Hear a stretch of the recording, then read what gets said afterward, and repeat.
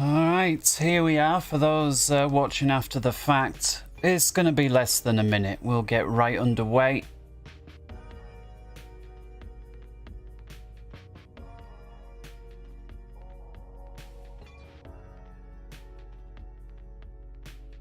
Starting at Guantanamo Bay of all places.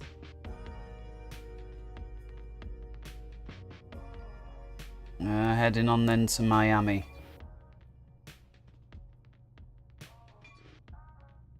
Just give it another 20 seconds and then we'll roll.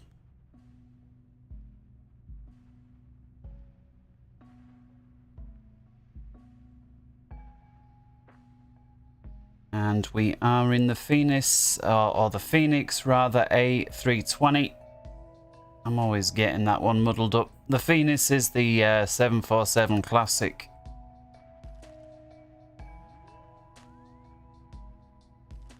Alright, let's make a start then. 3, 2, 1, and in we go. Let's turn that one right down, turn the sound up. Now we're fully cold and dark.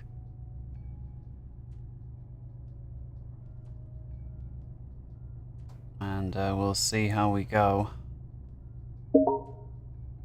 I do hate those little dings that randomly come in. Alright, so it is MUGM, I think. MUGM, is it? So let's have a little look. I'm just going to create the flight plan as we speak, and it's only going to take a moment. MUGM, there we go. Arriving KMIA or Miami, and we'll leave everything else as automatic with regards to alternates, and they're on. Selecting our aircraft. Generate the flight, yes, and then that should import straight into the system here. So there we go. I'm not going to look at my real world tablet because we've got two of them right here in the cockpit, and that's what we're going to make use of. Okie doke.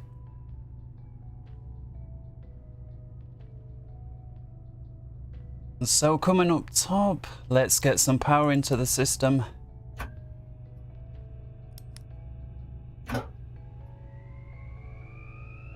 Battery 1 and 2 on.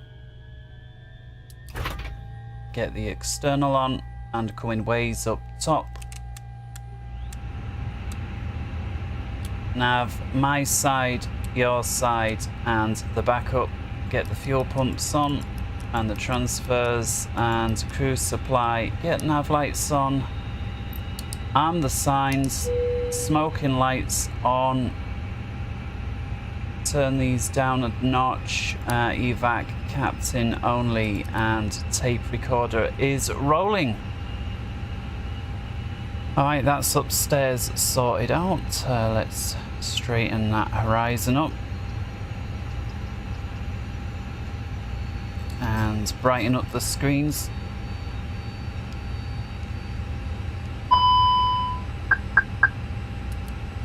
I'll turn that down just a tad. There we go. Hopefully that's somewhat of a balance between the two. If I'm too loud or the game's too loud, do let me know. Of course, assuming you're watching live, right? If you're watching after the fact, it's too late. Blame whoever is here with us now, who also get to point out anything and ask if they want to see anything. Alright, we're going to be flying as Squawk. Let's clear that out. 3572. Okie doke. That's in there. Alright, let's see then if this works. So, fingerprint on the sensor. And Fenix, this is a brand new flight plan. We've got real time, real weather. Everything is real. Graphics all the way up. And we are on a 1440p resolution at 60 frames a second, streaming as such, and I find it incredible that it's finally able to actually keep up. If you look at that, more or less. We'll see if that's still the case once we get to Miami. But for now, let's import our flight plan. There we go. MUGM to Miami, so we're at Guantanamo Bay. Why? Well, not much detail here, of course, with it being a military base, but just fancy it. Okay, so let's open the doors, front and back, get the stairways and the cargoes open, and weight and balance. I know it calls it mass and balance, but I don't think they really call it mass and balance. I think it's weight and balance, but I guess somebody somewhere will say, well, you see, mass is what it is the whole time. Weight can change depending on the g-force and the mass stays the same. Okay. Well, we ain't pulling G's while we're loading up the plane, are we? So there is that. All right, let's begin loading the aircraft, please.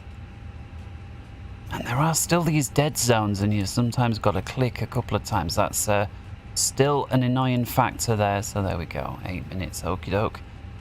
All right, so with that all on the way, let's have a little look outside. Now, we don't got all the ground surfaces. At least we got stairs, though, so we do got that. And we're flying on the British Airways livery. I was going to say the new one, but it's been around for a couple of decades by now. Ground power unit. And yeah, not much to see really at Gitmo, is there, at all? Got a flashing light, a couple of buildings, a couple of guys aimlessly driving around the tarmac, and a nice runway. What looks like a moon over there, and sunlight going down. We should be arriving into Miami for a nice sunset, so we'll see how that pans out. Let's get rid of the armrest, it always gets in the way. Turn that up, that down, that's all set. Okie doke. Let's start bringing in our flight plan then. First of all, we'll have a quick look on here for... Just feel that my... I just feel that my microphone is ever so slightly sensitive. Just bear with 1 sec while I turn that down just a notch. And where are we?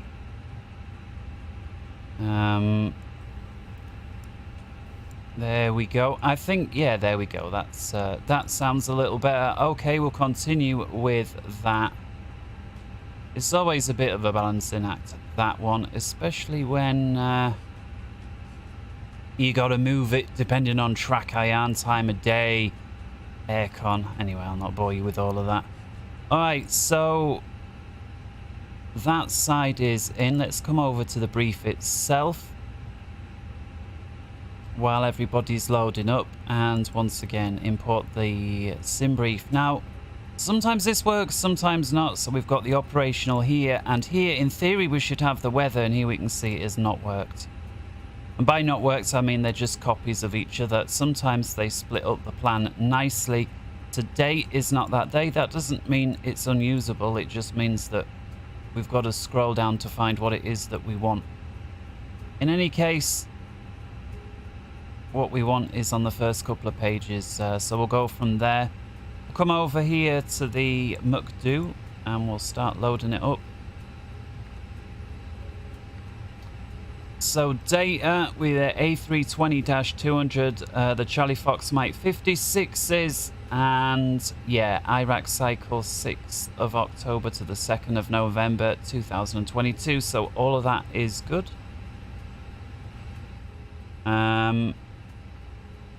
In it then, and let's grab the request.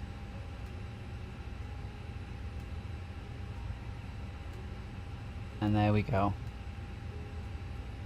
MUGM to KMIA. Flight number, and we're going to go as British Airways 3572, and plug that in there. Cost index, and someone will refer over here.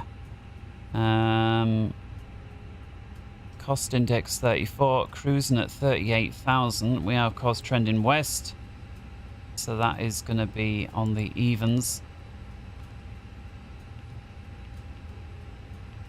Flight level 380, and Oopsie daisy. 34 on the cost index. IRS in it. That is all in and agreeable. Winds will grab those as well through the data link system. And there we go. Those are in as well. Okay. That's that side of things done. Let's come over to the flight plan itself. And yeah, always a sick joke there. This particular waypoint here, when it comes to do with Guantanamo Bay, kind of surprised me, but I'm sure somebody had a laugh when they thought that up. So let's come over to, this will take you to Navigraph. That's where we want to go. That's why I clicked it. I guess I got to click it on there. Alright, so we want to import the route, absolutely. And clicking on Guantanamo itself on the ground charts. Let's favorite that one, ready for takeoff. You can see where we are, that little blue triangle. Here we go. It's a basically east-west runway, 9 degrees off. And I don't know if we're going to get ATIS. Seems to be a little glitched at times. 135, 175. Let's have a listen.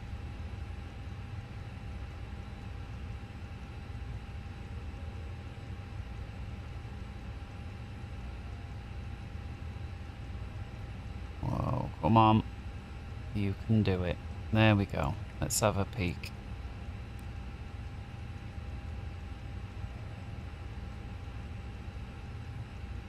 And seems like once again we're a little glitched. So do you know what? We're going to go with the elevation here. See there it says 61 feet that side, 48 on the other. Well, if we split the difference, we're going to be about 55 feet in the middle. If we look there, it's basically already there. It's as close as damn it.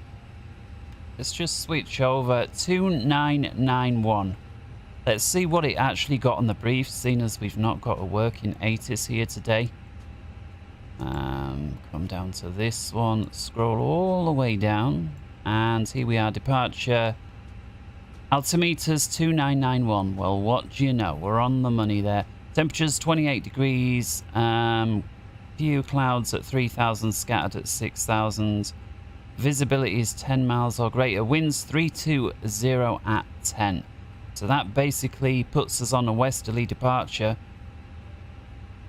So if we come back over here and take a look at departures, we've got the Eric 5 and the, I'm going to call that the Gitmo 6. So Eric 5 leads us off to Eric, and the Gitmo 6 leads us up to Baigon. Well, that's where we want to be, Baigon, and of course we're on the westerly departure, so let's star that one in as well. If we take a little look here for runway 28, that's the one we're going to be doing.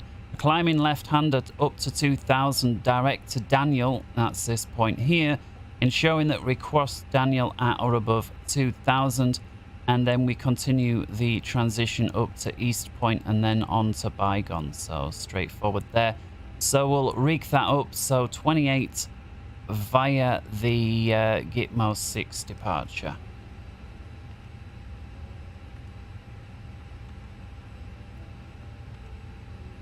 And that's going to be through the Baigon Trans. So there we go. That is in there. And if we set that to plan, zoom out, pop the constraints on. There you see that climbing left-hander that we was on about. There's Daniel. And if we push the range out a little bit and a little bit more, that's going to lead on over here. Let's tempt that in. We've already got that. That leads here to East Point, and then we're on up to Baigon. Not entirely sure why East Point isn't showing up in name there. Oh, it is when we zoom in. Okay, no problems there. And then that's going to hook up with the rest of our flight plan. And if we just do a cursory check, that's going to trend in a northwesterly direction all the way to, not very far at all, Madis. And then I assume that's going to rig up with the start over at Miami. And there we go, boarding complete, which is great news. That means we can get on underway. We'll hook up and look at the rest of the flight plan in a little more detail once we're on the way. The only thing that I do want to do is, for the purposes of just keeping the thing happy, just rig it up for now. So we've got the Vice 2 into 08 right expectations there. So arrival ILS 08 right via Vice 2 star. And that's going to hook up. I'm guessing MAD is seen as that's our final waypoint. MAD is on the transition. So that hooks up nicely there. I wish the approaches and SIDS and stars here in the UK were a little more on the US style. I really like the way that you've got your vias and your transitions over there. Something that we don't have. No clue as to why. So our initial departure, all that we know is we need to be above 2,000 by the time we're at Daniel, but I'm going to go ahead and pre-select 6 as like a standard departure. And due to, let me show you this, guys, for those that have not seen this. Remember where we are. We're at Guantanamo Bay, but it's on the very south, it's on the island of Cuba, all right? And so, if we take a little look over here, I saw this the other day, and it's just worth pointing this out. If we come here to the reference documentation into the overview, now you can see a little photograph there of the island. We're obviously down there right now. So you can see we're here. All of this belongs to Cuba, clearly. And here we go. I just wanted to read a couple of these things out here. Where are we trying to find it?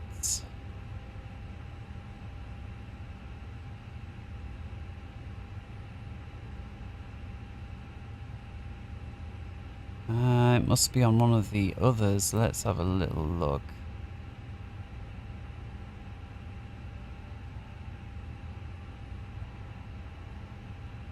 What it basically says, but I don't wanna lose what it is I'm trying to find. Arrival, could it be here?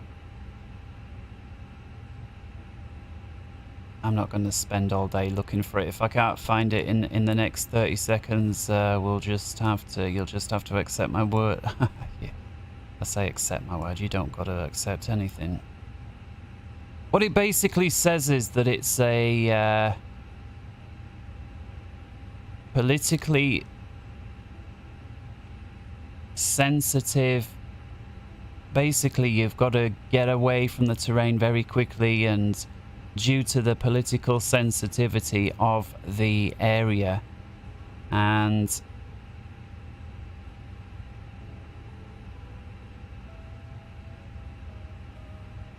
I'm just trying to find exactly where it is, but I can't find it. But guys, if somebody wants to help me out on that, go to MUGM and look through some of the bump, and there's something in there about basically, it's a fancy way of saying get the hell away from our country as soon as possible and don't fly over it, which is there. In any case, we've got what we need there, the starred stuff. Now, should it all go awfully wrong, we're clearly be coming back on runway 28 as well. So let's get the approach in for the RNAV 28 starred up as well. And so if it all goes horribly wrong, that's where we're coming back through.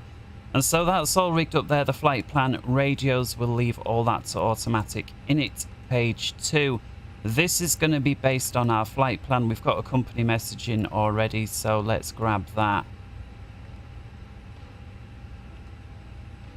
And here's our final load sheet numbers, so this will be great. So we've got the 0 fuel weight, which is 132.7. We're operating in pounds, of course.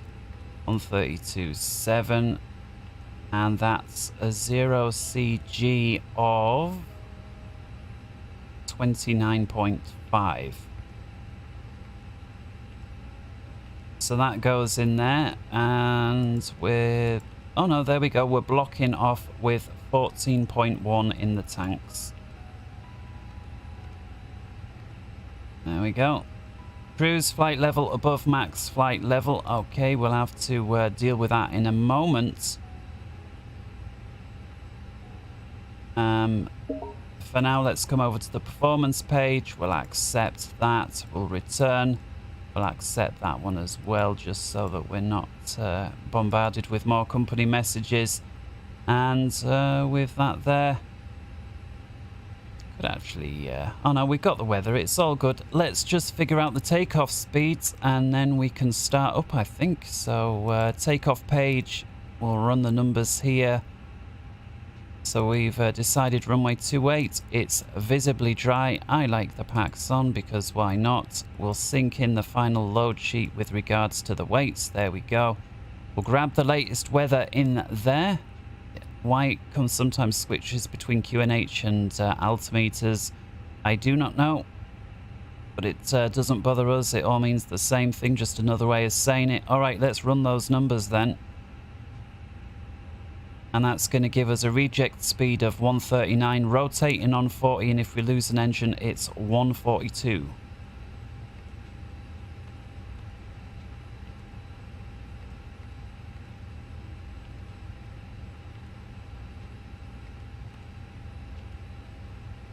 Those numbers are in. We're not going to be shifting anyhows today, and it's going to be there for a full length with a flap swan trim bang on 0. Every once in a blue moon it's going to be. Can you just put 0 in, I wonder?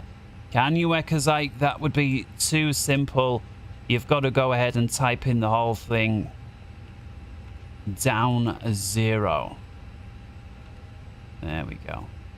Flexing today 59 degrees, and with that we're about good to go. We'll just get the secondaries in case it all goes wrong.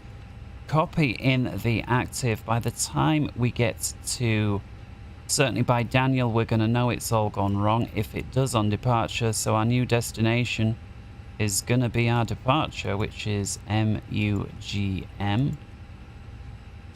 New destination, in we go, and the arrival is going to be same as departure, which is runway 28. There's going to be no star because of course we're going to be close by, and we are going to come via South Point. And if we take a little look on the plan, zooming in just a tad, a little bit more. Basically, if things go wrong by Daniel, here's South Point. We'll swing round and then come back in on runway 28, the same one that we're going to be taking off on. So all of that is sewn up there nicely. We'll accept that. The only other thing left to do on the secondary page, because of course we'll be task saturated if this does happen, is performance. And we just copy what we see outside right now, which is QNH, or altimeters rather, 2991.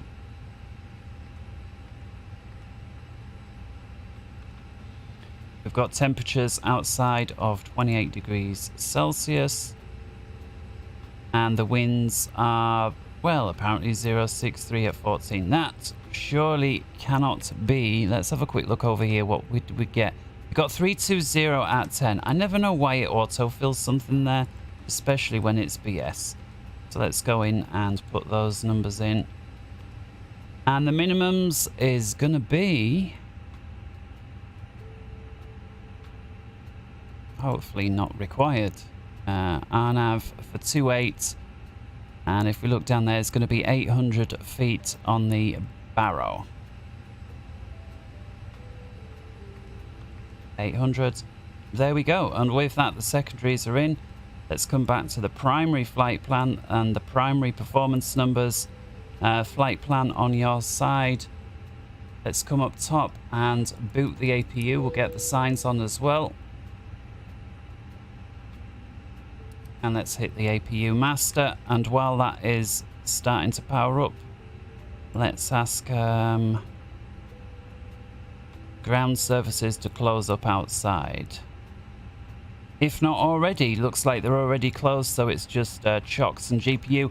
We're not going to need towing, we're just going to power on straight out, I think, here. And there we see it, APU is rising.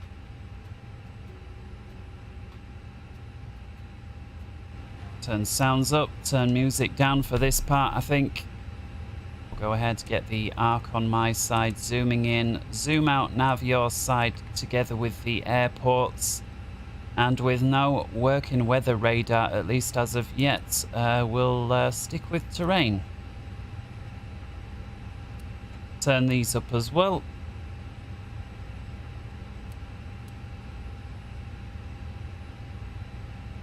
And there we go, APU just becoming available right now.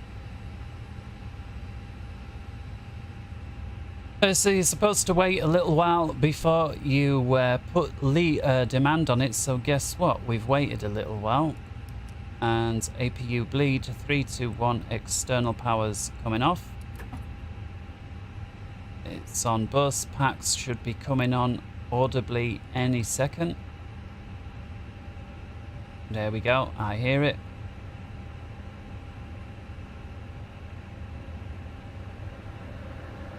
Can definitely hear it now.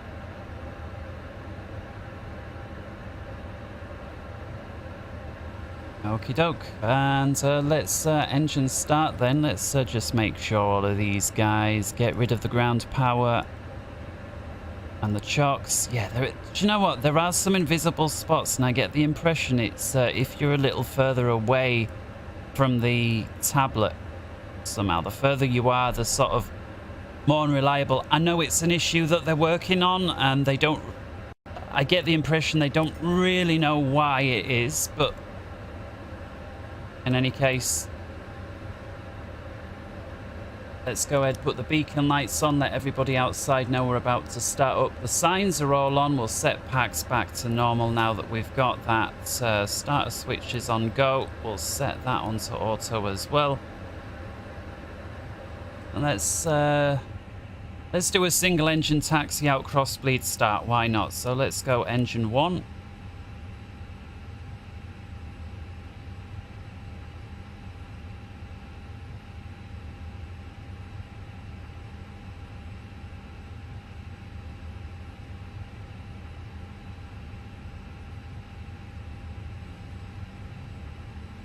Not what I was trying to do.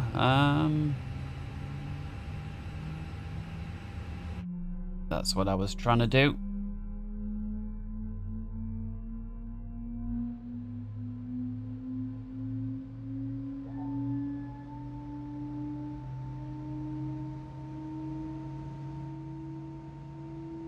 Be great to see him add some passengers in the back of this at some point. You know, they don't have to be marvelous models, but just so it doesn't look like a dead cabin.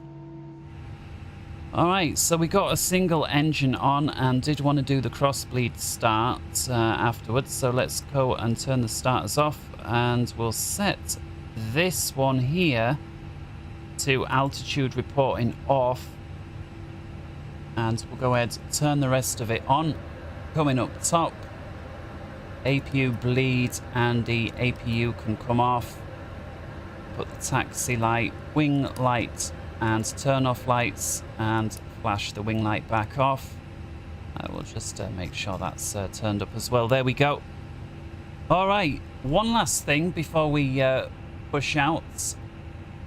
Power transfer unit valve we're going to turn off, or the PTU, and we'll get the electric pump on. And that's going to supply hydraulics on the right hand side, because we are taxiing with left hand side only.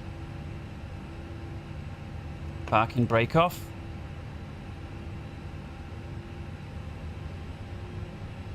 And we're just waiting on the APU to shut down off its own accord.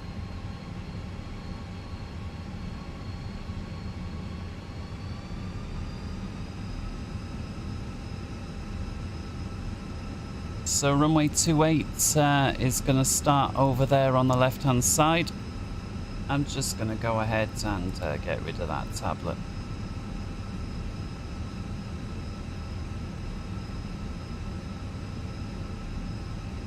And despite single engine, we can go ahead and do a flight controls check. Forward, neutral, aft, neutral, rolling left, neutral, rolling right. Neutral, putting in left rudder, neutral, putting in right rudder, neutral.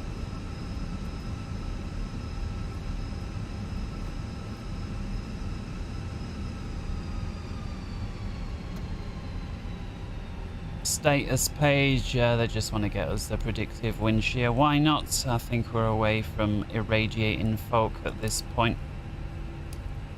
Not that the weather radar is of a function anyway at this moment in time, but for the purposes of the sim and doing things Somewhat by the book. Why not, right? Why not?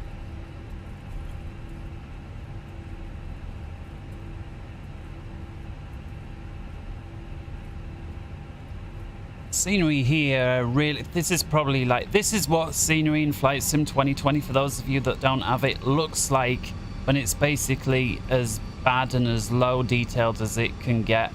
And that is probably because we're on an American base, and a slightly somewhat sensitive one at that.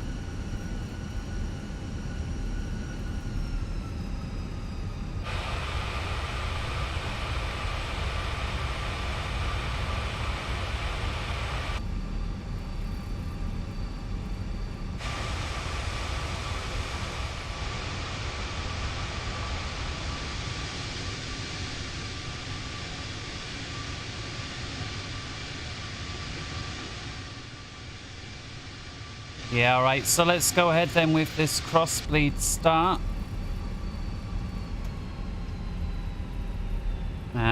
So we'll get the start valve open. We'll come upstairs and get the crossbleed and open that as well. And then while we stand on the brakes at the same time as ramp up the engine, just to get the duct pressure up. You can see it down there. Don't know exactly what it's got to be, but that would probably be enough. Let's add a bit more. High 30s anyway. Let's go for it. Engine number 2. Keep an eye on it. N2 definitely rising.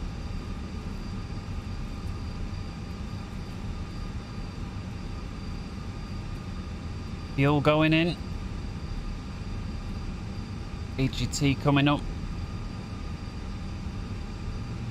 Oil pressure starting to rise. And we can hear it. N1 coming up too. All good. I'm supposed to have these puppies running for 5 minutes before your toga after a cold start. But I don't think they've programmed that in. But we'll soon find out. Alright, so here we are. Runway start. Let's start a switch to normal. Max brake for the RTO, and we'll go ahead. Landing lights on, nose light to take off, wing lights, strobe lights on as well. Ding dong, the cabin crew. All the signs are already on, and so all that remains here, set flaps to position number 1. Check trim is at 0 based on what we need for takeoff. We'll arm the spoilers and we'll do a takeoff config check, and that passes green, which means we're good to go.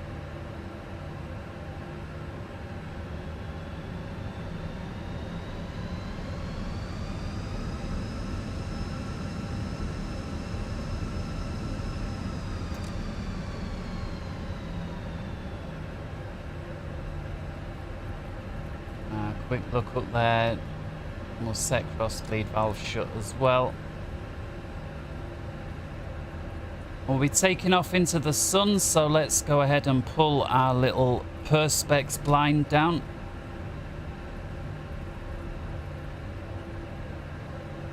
Make a hard right. Oh, that was a little bit too much.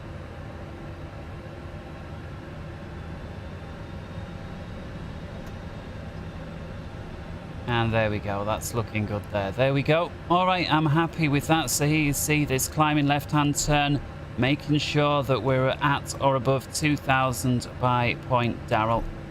If we do lose an engine, we'll continue with the left-hand turn as prescribed, and we'll at V2, which is going to be 142, and we'll level off at 2,000. All right, that's it. Chat done. Let's wind them up. Start the clock. Nose over. And let's hit it. Flexing 59 degrees.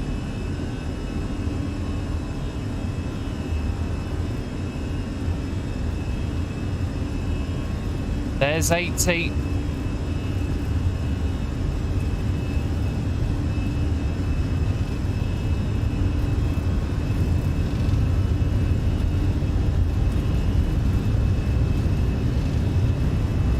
Don't feel like I'm quite centered in my seat.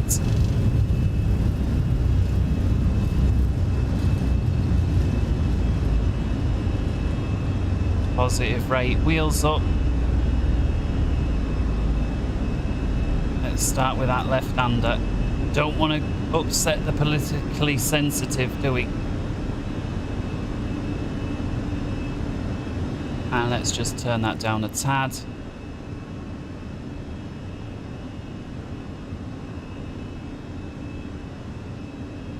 And we can thrust back from takeoff to climb.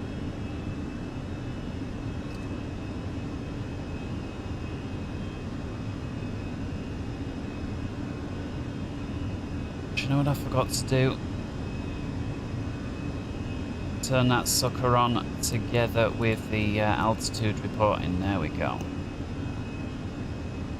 Getting a little close to the stall speed there. I guess it just wants us to climb. I mean, we are in the margin of safety, but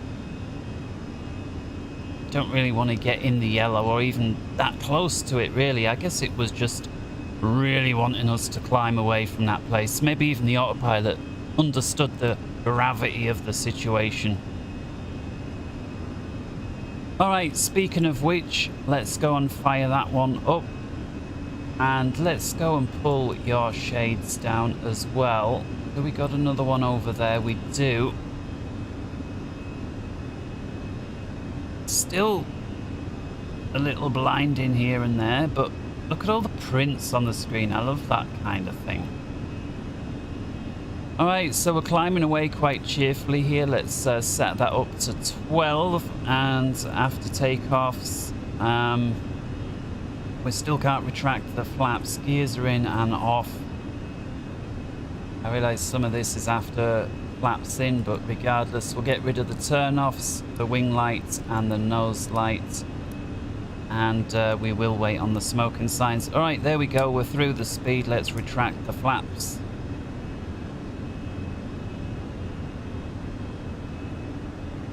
We'll push that out some. Alright, so there's Daniel. And you see we're well above the 2,000 feet that we were required to be. What's happened here? Oh, the ground services. Okie doke. Alright, let's switch over to the Navigraph side, because we can have a little look over here on the route. Generally speaking, should have perhaps shown this a little earlier. So here's Cuba, down here's Guantanamo Bay, and you can see now that we're being told, you know, got to fly around it, cannot fly over it. Why for the life of me will they let you have a base on the south side of the island, but then insist that you fly around? Is past my comprehension, but such it is. And so we'll play ball. And if we come back over here, see sometimes those little sticky points on the start page. And looking at our departure, there we go, Daniel, 2,000 or above. Then we'll swing this way. Just trying to see, is there anything else on there? And I'm not seeing it. No other restrictions beyond the one that we're dealing with right now. So I think we can just continue climb all the way up, assuming nothing goes wrong.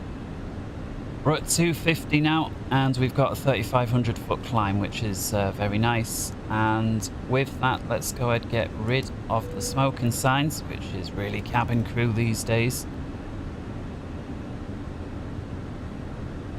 Clear ourselves up to 24.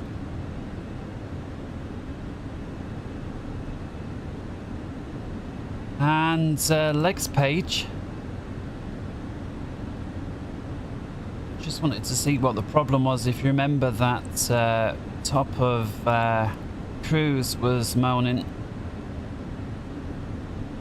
So top of climb says 377, which is a far from ideal. We don't want to be up there. If we come on progress, reckons we're optimum is 350, recommended max 375. We're trending west, so we got to go even. So I'm guessing really it's a choice between 3-4 and 3-6. I'll tell you what, initially we go 3-4, and if the optimum gets real close to 3-6, we'll step our way up at that time. So let's amend the cruise then to 34,000. We may as well just plug that right in. We'll go managed, not as it wasn't already, and I think in here we can change this. Let's see if we can. Climb. We got 3-4 in there. I'm sure there's some way you can change it after the fact. Let's try putting it in here. 340. There we go. Indeed you can. Obviously stepping up is a lot simpler than that. Alright, we're well through 10,000. Let's get rid of the landing lights, fold those out of the airstream. Everything else there is set to continue for the flight. And yeah, enjoy.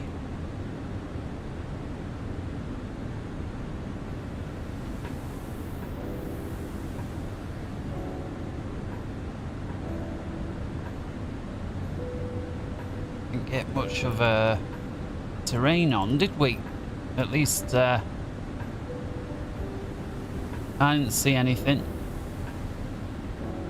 Could have just been I was distracted.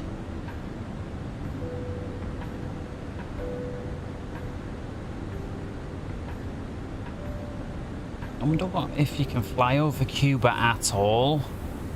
Like at all. If we're higher up, or if it's just a no-go and that's it. Let's have a little look.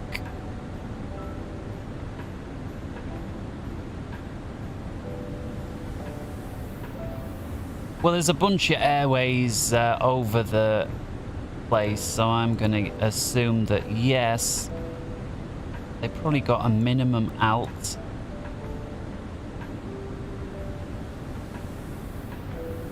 I guess you can't just click on these for more information.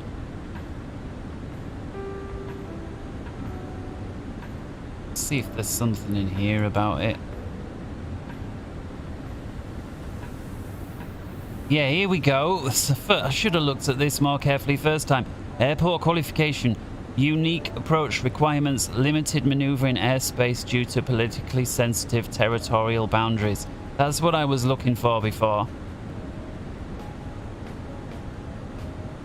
The prohibited airspace commences 3/4 of a nautical mile to the west of the runway. So that's what that turn is, both on,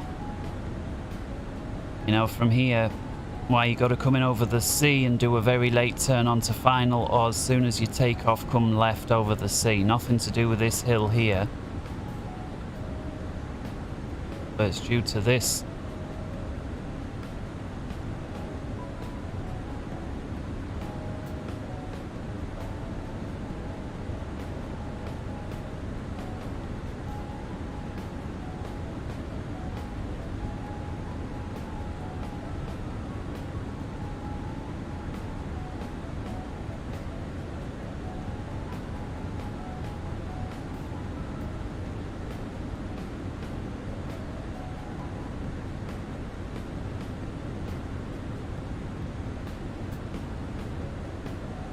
Not seeing anything jump out off the page at me with regards to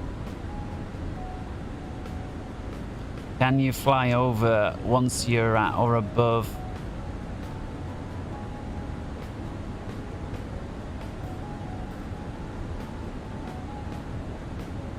Doesn't say, does it? But clearly with the airways crisscrossing over the island in the way that they do, we're through 18,000 now, so let's pull that. It's only 0.1 off standard anyways, but regardless, we'll pull it for all the 5 or 6 feet difference it makes.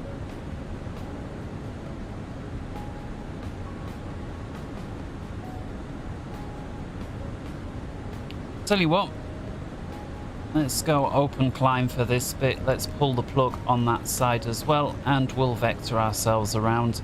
Give ourselves a little bit of a shortcut.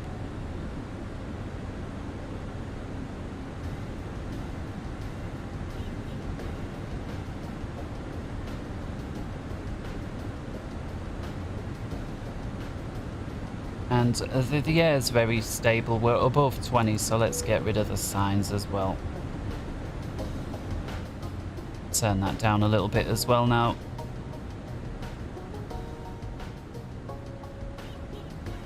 Seen as it's going to be much the same for the duration of the cruise.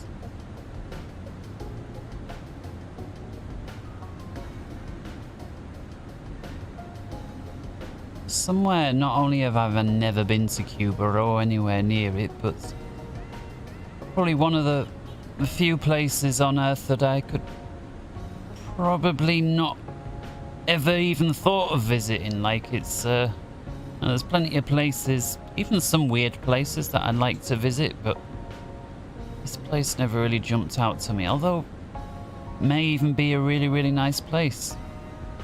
Certainly in one of the nice parts of the with regards to the where it lies, right in the warmer part of the world, obviously by the sea, got a lot of mountains going on. Kind of the best of everything in that regard, right? Sea, mountains, and warm. At least I think so. And obviously, people who like their skiing are going to have something to miss and say about that, but continue vectoring ourselves around then. I'm not sure. There's a territorial boundaries. Some people say 4 miles, some 9. I don't know. I guess the person who gets to make up the rules is the one who's got the biggest gun at the time. And since about 1940, that's been the USA and continues to be. And so they get to make the rules. And anybody that's doesn't want to go along with it is dicing with death.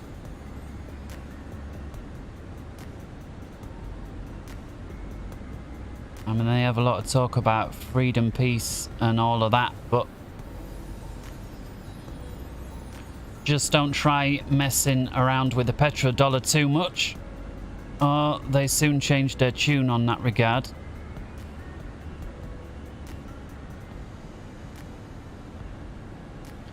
Alright, let's carry on with the vectors.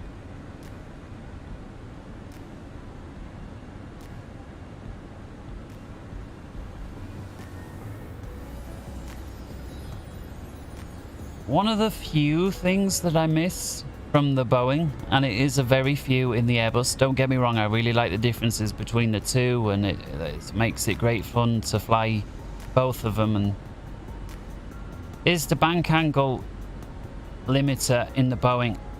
And so what we could have done a little ways away is limited the bank angle to the minimum.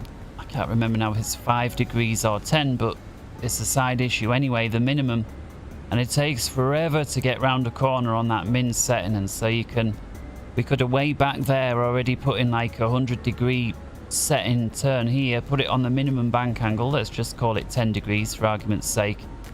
And it would have probably taken about 50 miles to complete that turn.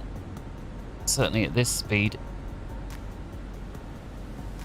I'm feeling confident now that we can finish this off, certainly to 360. And we're already up to 34,000. No, we're not. We're 26. Why did I say 34? I think what I meant was we're up to speed. I don't know what I meant. Time's ticking on. That's my excuse. I do wonder if what would happen if you open the window in flight. I did open the window on this back when they said that you could, and I set it real cold outside, and if you come over here to the air conditioning page, here in front you've got the temperature of the cockpit. Now it's in degrees Celsius, so some of US people who like to do things in Fahrenheit, this may not mean much, but 23 I would say is, it's very nice to be outdoors, but if you're stuck inside with no moving air, 23 is a little warm, I would say, just a little bit. I'd say 20, 21 is probably the most comfortable when you're inside for sleeping. You may want it down to about 16 to 18 degrees, something like that. Some of the older ladies may want it a little more. But I had it set to winter outside. I opened the cockpit window, and as soon as I did, it wasn't like it was a gradual thing. It was like an instantaneous, the temperature just plummeted. And I thought, well, it was nice that they added in that you open the window and it gets cold. I just hadn't thought of that it maybe wouldn't be an instant thing. It might take, you know, if it's freezing out and you were to open the window. I'm on about standing still here, not flying through the air. It may take, I don't know, 30 seconds, a minute, I don't know. Whatever it might be, but it's not going to be instantaneous. But yeah, they added that on. And I just never thought of trying to open the window during flight before. So if we remember to do that on the way into Miami, somebody remind me, we'll open the window in flight. On the way down, we'll make sure we're below 10,000 when we do it, so we don't instantly pass out and end the flight. All right. Let's roll left again. Coming up to passing Bygone now. And we've got Ace Me there. In fact, we'll direct to Ace Me and rig that up. And there we see the equal time point. Around 240 miles away, just inside now. As we're approaching Miami. And again, I know I've mentioned it before, but these tiny little flecks of ice that are appearing, really like that. That's where we will see if we can continue stepping up. Currently approaching 340 at 31,000 feet. We're climbing at 1,200 feet, which is very respectable when you look at the airspeed.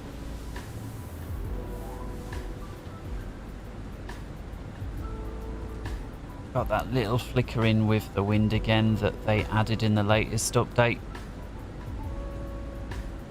It's like 6, 7, 8, 11, 6, 7, 8, 11, 10, 6, 7, 8, round and round it goes. Several times a second. And the true airspeed with it.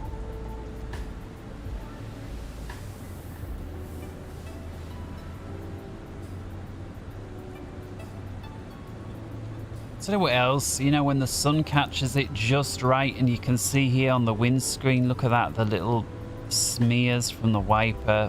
Just real nice little touches to everything.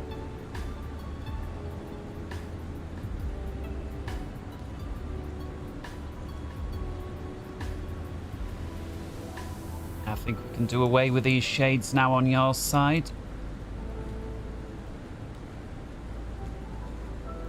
Can't actually deploy them on mine while I've got the tablet here. Could obviously hide the tablet and then put them out, but I don't think it's that much of a problem. It's just something. When it is in your face, absolutely. Just because it does... Well, yeah, they've simulated that it blinds your eyes, just makes everything much dimmer inside. Turn some of these switches on. Turn that little dial on there. And there's one here, which I guess is already turned up, and we see that little there. I guess at some point we're going to see the sunset. We are chasing after it a little bit, but of course we're not able to keep up with the sunset down in these parts this far south. So it is going to defeat us. Anybody seen that Into the Night? Which, by sheer coincidence, is in an Airbus A320 series on Netflix, and starts off with what looks like this crazy soldier hijacks a plane and says, you know, fly west. And he says, you know, when the sun comes up, it's going to kill everyone. And of course, he sounds like he's a raving loony, but as the flight goes on and a few people remember news articles and the radio, they can't get in touch with anyone, and they do a flyby at some other airport and they realize that this guy is right. And it's the start of a, I think it was about 10 or 12 part series where, yeah, they've got to avoid the sun or they'll die, and you can't even go underground, and so they've got to basically keep flying west, and hence the name of the show, right? Into the Night.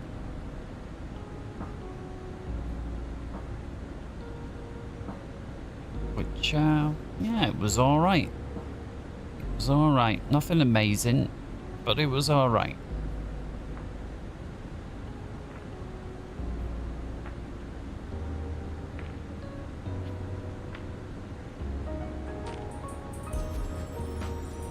I think just to add a little bit of something in, we should I think I turned random failures off for some other purpose at some point, but I think we need to get that back on. So I think it's under the configs. Yeah, here we go, random failures. So we'll just make sure that all of them are on and the failure rate is set to high. I think if we set it to realistic, we're basically not going to see them very often.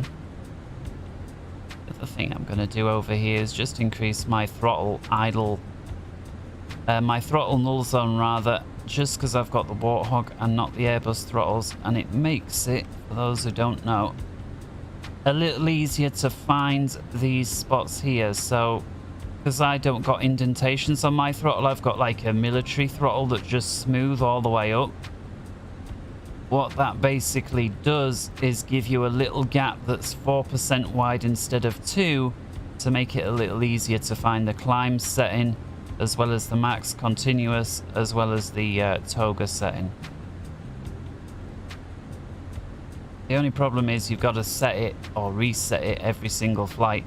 In fact, here you can see exactly where my throttles are at this particular second. You can see there that the left one is 69.93, the right one is 69.63. If I just ever so slightly move my right throttle, there you can see the numbers changing ever so slightly. And this is just going to help me keep it in the climb indent.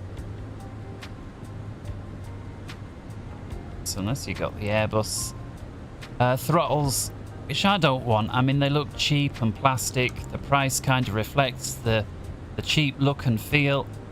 And even when I've seen people giving them for free to review, they end up going back to the to their Warthog or whatever they happen to have. It's typically a Warthog unless they've got one of the big fancy wind wings, which is not many people. Alright, so we know it's actually not very far. In fact, there's Maddie's already, and that's the beginning of the start into Miami. So it's probably worth just having a little look, seeing what we have got with regards to that, because no doubt it's going to be getting busy once we're there.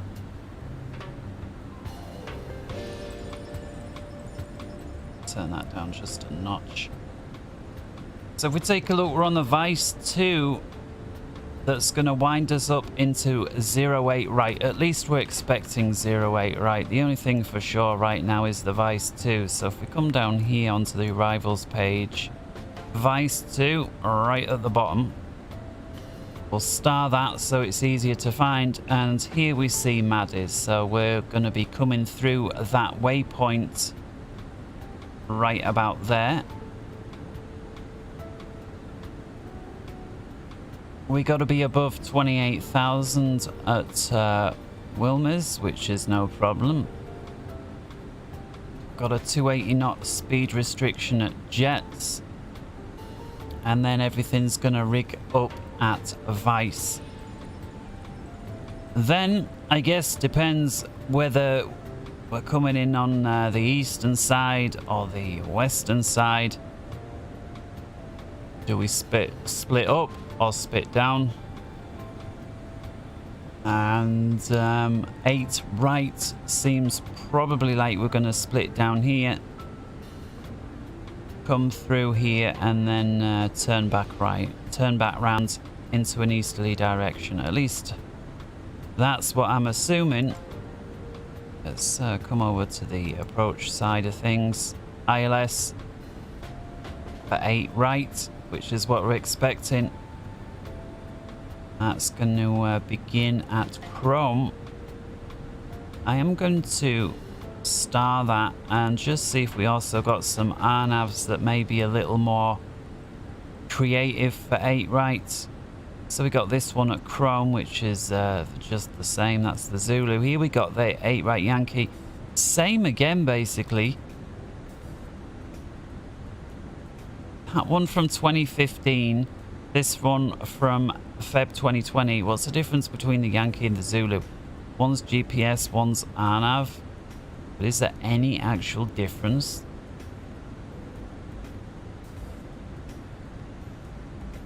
I'm just going to flip through and just see if I can see anything.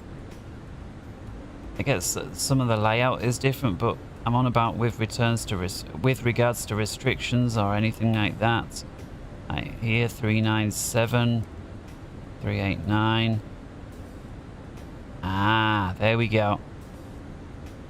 So if it's LNAV VNAV, it's actually quite a big degrade, but if you've got the forget that, it's the assisted, what is it, the performance, I'm wanting to say lateral performance vector, but it's not, is it? It's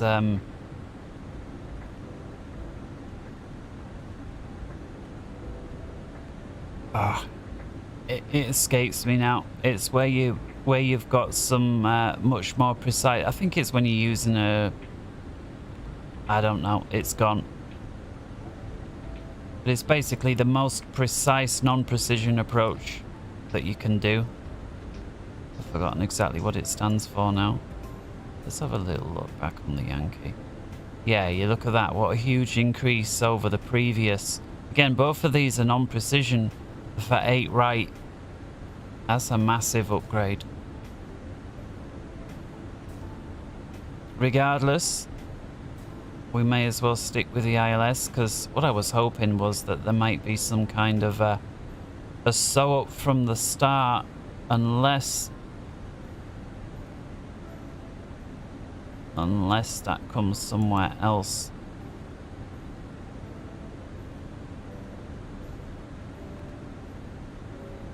I'll just fade. Which one was it? I think it was the top one. Alright, so we'll star that one in any case, and we'll come over here to the ground shots. We'll star that in, and then we don't got to scroll through them all. So if we come on the arrival, I am guessing we're going to come through here, which looks like Bill's.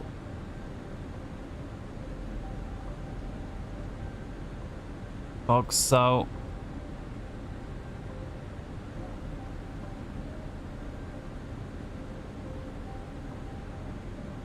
yeah, there's nothing listed from Bill's. I'm guessing it's probably radar vectors.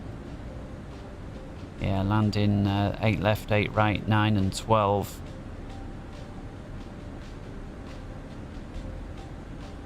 From Vice on track 310 to cross Nikon between 12 and 14th thou at 280. Then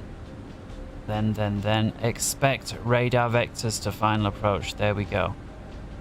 Track 272 to cross Bills at 5, and then track 272 expect radar vectors. Well, why not? We'll see if we can hit up ATC. I know it wasn't working before. Let's just see if we can hear them. I know sometimes it's I don't know why some people have issues, but I'm one of them, and you just don't hear it some of the time. Let's have a little look. I think it's scroll lock. Let's find out.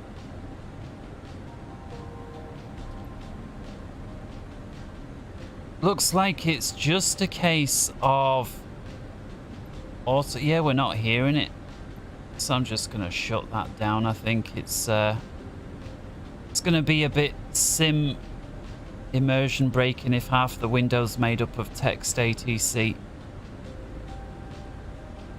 The sun's going down. It's getting golden hour pretty quick. If not, we're already there, I think. Let's have a look what best cruise is now. Optimum still says 350. I'm surprised it hasn't gone to 351 or anything yet. Although the recommended max has gone from 375 to 38, so does it just jump in whole 500 feet at a time now? Does it not go up 100 feet at a time? Anybody know?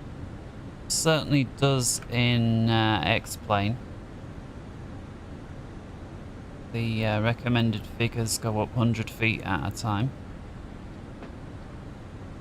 Although we saw the recommended max go up by 500, but the optimum has not moved at all. That's the only reason why I inquire. Oh, I did want to step up just to see if any more ice, these little bits, see if a little more would appear. Maybe not. Maybe we need to be in moisture. I don't know. See, there's like this little pyramid thing here. You seen that? Right there. Wonder what that's about. Alright, 3, 6. Let's step.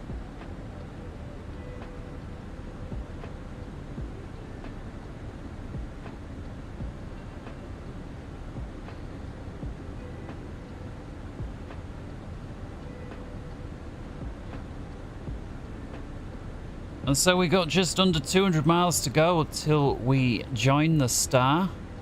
Equal time point looks to be about 100 miles away at this point. Maybe just over. Yeah, just over. About 120, 122 miles, something like that.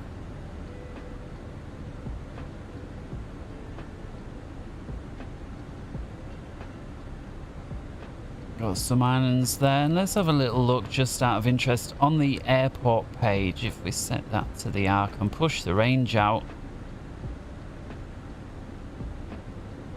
and out a little further, there we go. Actually quite a ways away. If we centralize it, so that's very close to where we just took off from. It's on the other side of the island. We set the range up to 160 miles. It says 320, but it's 160 in all directions. 80, 160. You see, outside of 80 miles, we've actually got an abundance of runways. But within the next 80 miles, there's nothing. Not the best of times to have a complete engine failure. Although at 36,000 feet, could you make it? The dual engine failure at this point, I think maybe, but big but, I think the drag model in Flight Sim 2020 is really high. You got some, I mean, it feels a lot higher than X-Plane anyway, but you got some real airline pilots saying, you know, there's no way that I can come down and 2,000 feet a minute clean and not be running away on the speed on the approach. And if they're saying that, you gotta believe them, right? Even if you think that the way that X-Plane does it is wrong, which is, you know, everyone's up to their opinion, but when you got people that do it as a day job every day, gotta count for summit, right? And I just think that if they did iron out that sort of stuff and get it really good, it really would then kill the competition. We're up at 36,000 feet because the competition can't compete with the graphics, with the terrain, just with all the little effects that are going on. I mean, just these little marks on the window, I mean, it might just seem like such a simple thing, but I haven't seen anybody else do that before. You got some scratches on some of the canopies on DCS, which is nice to see. But here, these ain't scratches. This is like dirt in it with a sponge. Oh, what looks like the wipers left streaks. Simple thing, but looks really good when the light captures it just right. These little flecks of what I can only assume are just tiny little bits of ice and moisture. Of course, that's what that pyramid thing was. We didn't see the sun wasn't catching it right before, but now it is. It's the entire streak of the wiper. Before, for some reason, when we were facing the other way, we could only see the top of it, and it just looked like a pyramid.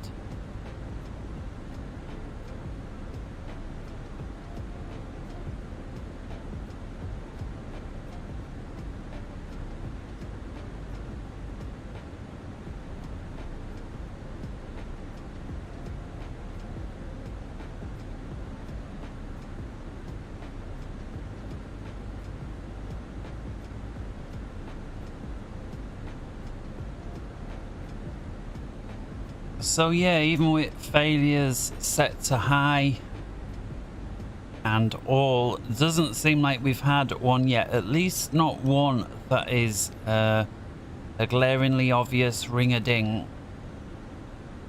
And to say there might be something that's somehow wrong somewhere that we haven't noticed, like a very gradual fuel or oil leak. Not entirely sure on these more modern ones how much fuel can go missing before the crew automatically get alerted. I know it used to be a thing where there was no alert. It was a case of an hourly or a half-hourly fuel check if they were over the water, and seeing if anything looked amiss.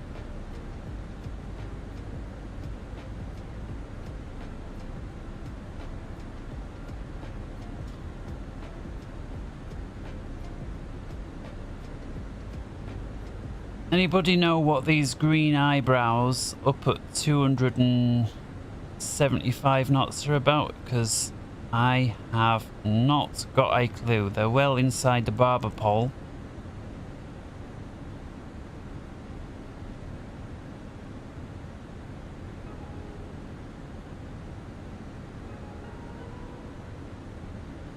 I wonder if it's related to... I don't know, because it's Mach 67 and we're way above that, so it surely can't be that. And any of the other speeds were way above Mach or otherwise, so I'm not sure what that is about.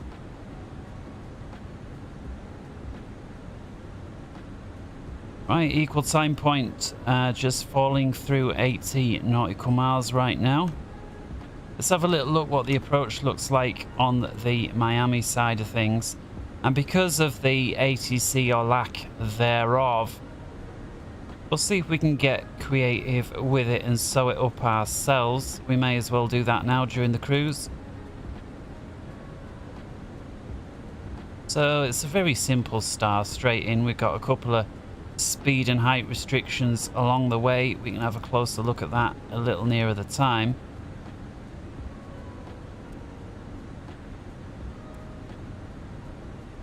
I'm gonna say a couple. Looks like there's one at every waypoint, but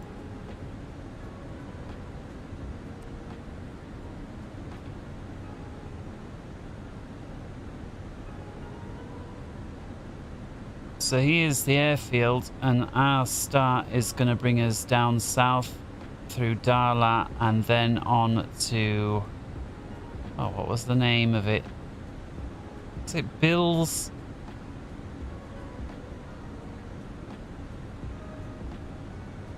Yeah, Bill's.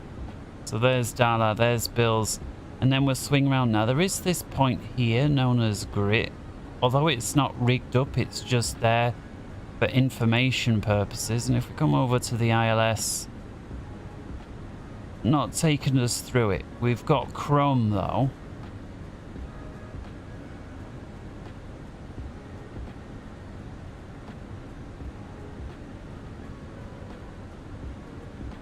Which is not shown for some reason. Copra after the discontinuity, I think. Yeah, Copra. Which is here. There's Copra. Well, there's no reason to pointlessly extend out to Chrome. So I guess we could go ahead and rig Bill's right up with Copra. What we could also do is, in the interests of science, find out where Grit is in relation to all of this. And so let's try doing that.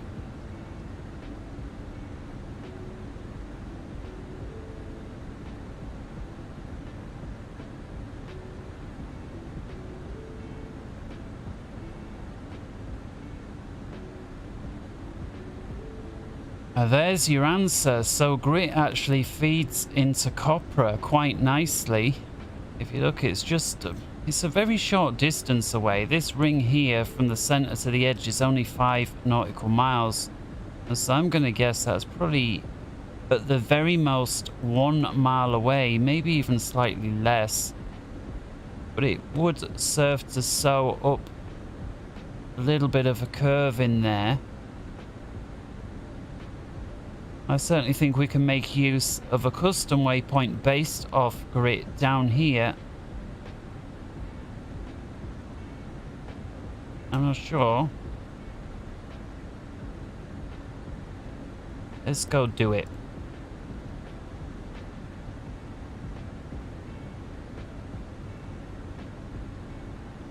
So let's have a look with regards to the approach. Where does the down go? Down starts at copra, so we ideally want to be lined up by copra. At least the CDA begins there. Lawn is going to be our faff.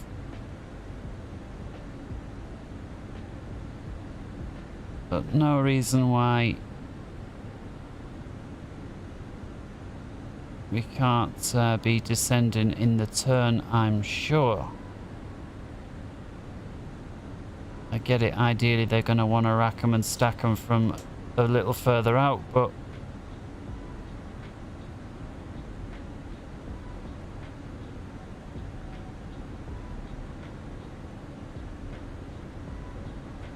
any reason why not? Gonna go for it. Let's see if we can do it. It's going to put us on about a 4.5 mile final, which is, you know, it's not unreasonably short, I don't think.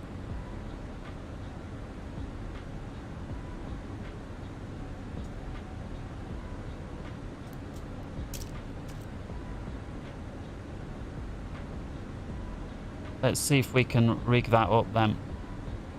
I'm going to have it on that zoom, I think, while we sort this out.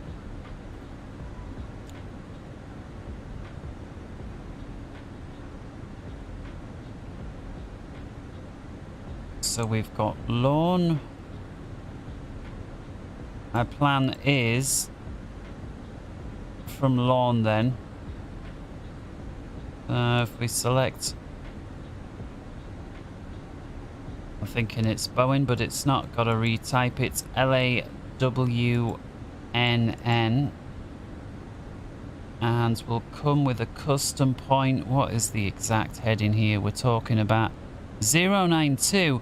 Actually gives you the idea. Well, yeah, 092 would be beyond. Looks a little more than just 2 degrees off center. Looks more like about 10, but sometimes it's a bit deceptive. Might be to do with a magnetic variation or something like that. Not that I know, but does it say?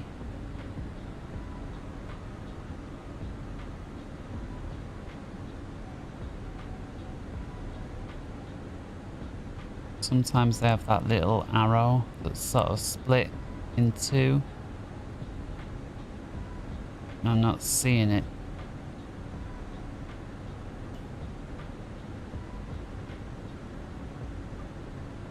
Well, 92 degrees, so we will go 182 to give us that right angle. And if we go 5 miles, it's going to put us pretty much on this line. Not quite, but 6 is going to be beyond it. So I think 5 is going to be real close. And we'll put that in before lawn. And it's clearly going to be the nearer one.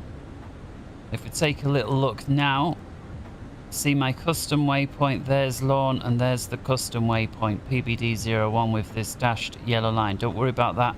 We're going to sort that out in a minute. But yes, that's what we want. And so my plan is to go from Darla straight onto the custom waypoint and then straight across to lawn. In other words, we're getting rid of bills, we're getting rid of the radar vectoring subsequent to that, as well as Copra. It's going to be straight from Dala to the custom to lawn to final. That's the plan. So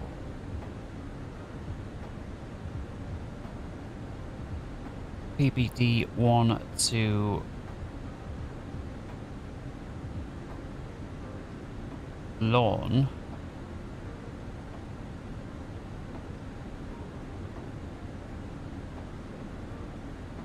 Okay. So there we go.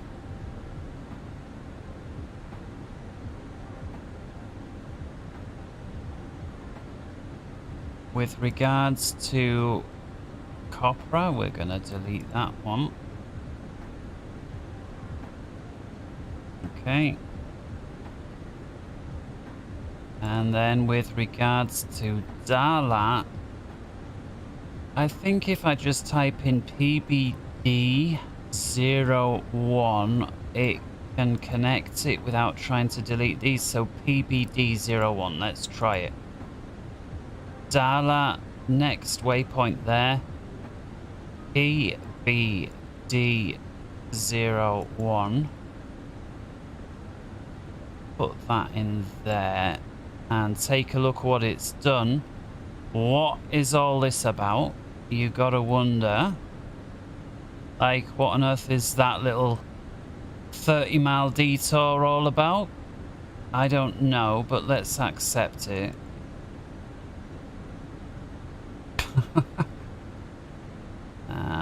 Okay.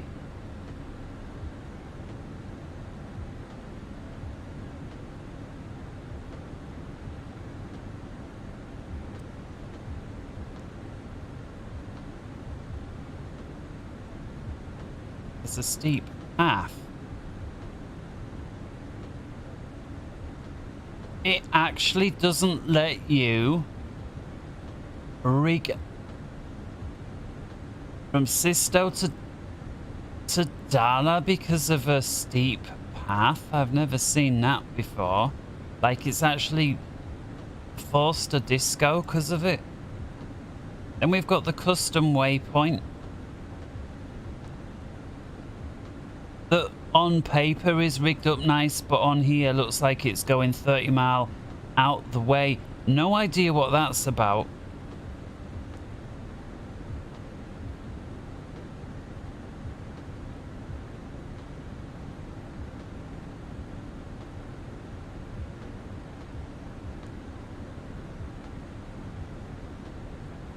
Nothing in there that I can see that is forcing any bizarre behavior. That's even worse than what we had before. I'll sod it, I'll just have to manually vector us in. All that I need to be concerned with is we've got the height restriction there, lawn, which I've got to make sure I hit of 1500, and prior to that we've got Dala at 6000 or above. Bills, which is no longer an issue, was 5,000 on the nose, and looks like we're yeah, in the late stages. If we were flying the other way, this whole sunset would have all been and gone within about 5 minutes, but chasing it, you know, get to see it for about an hour or so.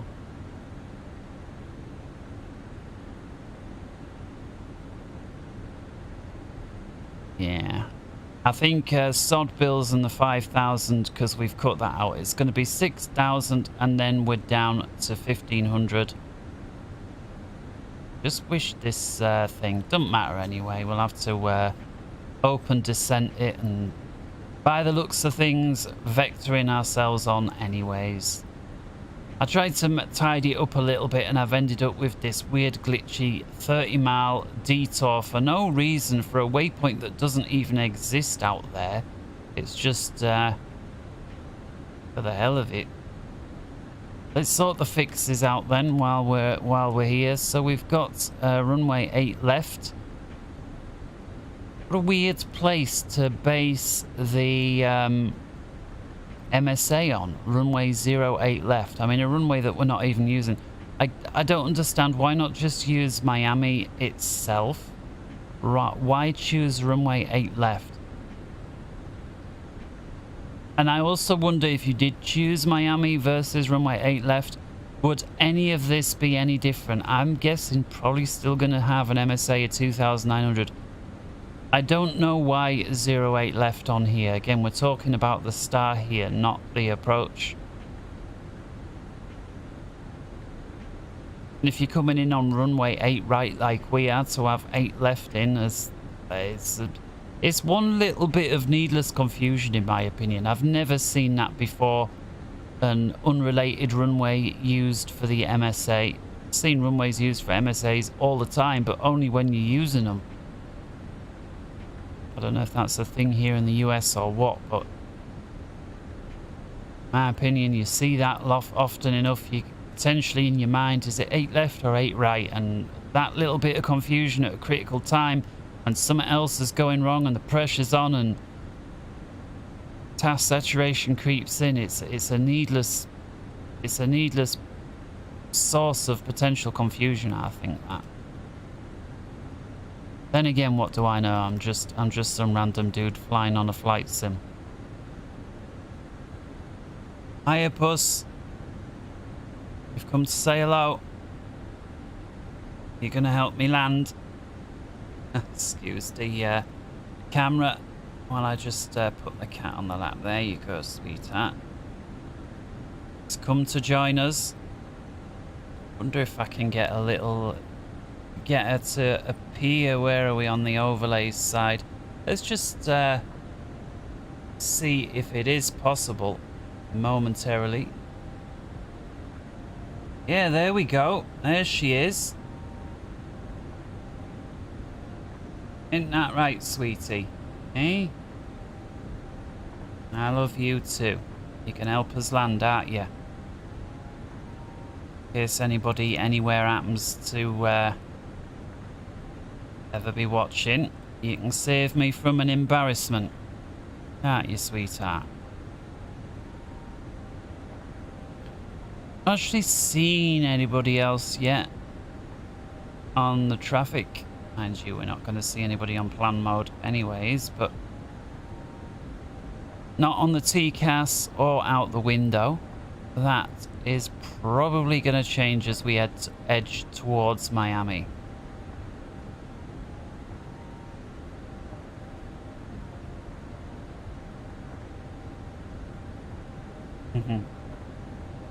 I love you too, sweetheart. Got a real close bond with my cat.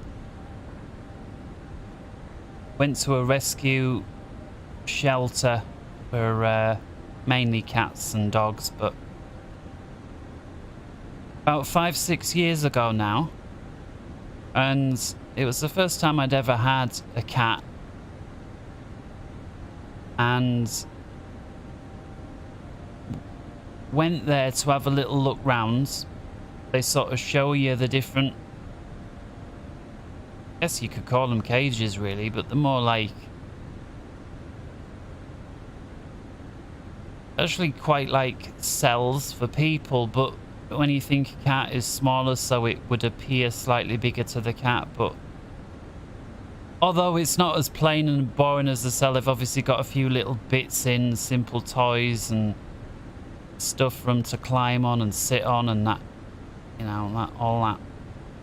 And as we're going down this, what wasn't a very long corridor with them, and they're like, oh, this one here is reserved, this one here's only just come in, there still needs his injections, this one here's only just been injected, we've got to keep our eye on it for a bit longer. Oh, this one here's been with us for about 6 months, but I wouldn't recommend it if it's your first time having a cat. It needs, you know. And so they get into the end, and it's like, by the time we got to the end of it, like 3 or 4 more, it was like, everyone was a yeah, but, and there was a something. They were either reserved, or they'd not been in long enough, or they needed looking after in some way. It was like, ah. And then she said, oh, hang on, I think there's one just round the corner. And that's where you were, wasn't it? And I saw this cat, she was in there by herself, and when we come there, she sort of come out, She says, well, would you like us to introduce her? Would you like to introduce... Well, I'm forgetting what they say. So they took us to what they called was the... I think they called it the visiting room or the guest room or something like that. They put us... We were in there and they bring her in this little cage. They let her out. And she climbs out onto the table and she trots straight over to where I was, looks at me, and I give her this little stroke. And in that moment, I knew.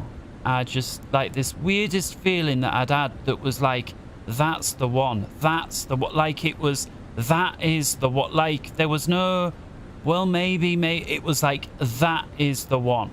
Never had that feeling before or since about anything in that kind of a way, especially when it comes to an animal. Just look at this sunset. And so took her home, and I remember her eyeing me up a little bit in the lounge. Had this dog at the time that we shut away